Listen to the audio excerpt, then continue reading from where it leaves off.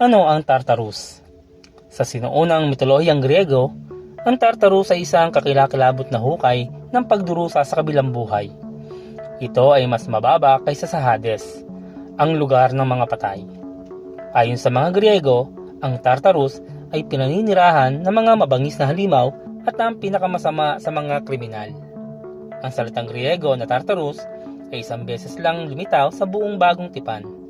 Sinasabi sa 2 Pedro 2:4, hindi pinatawad ng Diyos ang mga anghel na nagkasala.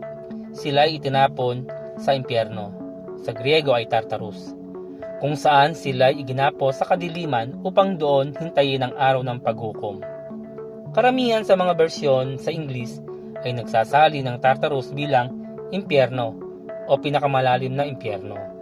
Ang salitang Tartarus ay maaaring tukuyin bilang ang pinakamalalim na kailaliman ng Hades.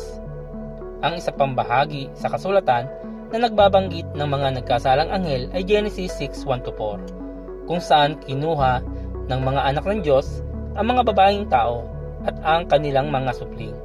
Ayon sa Jude 1:6, iniwanan ng ilang anghel ang kanilang wastong kalagayan at kapangyarihan sa langit. Para sa krimeng ito, itinapon sila ng Diyos sa Tartarus, kung saan sila ay nakakulong sa mga hukay ng kadiliman para sa susunod na paghatol. Tila si Tartarus ang kinatatakutan ng mga demonyo sa Lucas 8:31. Ang pagbanggit ni Pedro kay Tartarus ay nasa konteksto ng pagkondena sa mga huwad na guro. Yaong mga lihim na nagpasok ng maling pananampalataya sa simbahan ay magdurusa ng isang kapalaran na katulad ng mga anghel na nagkasala. Sila ay mapupunta sa Tartarus. Hindi pinahihintulutan ng Panginoon ang mga nangliligaw sa kanyang mga anak.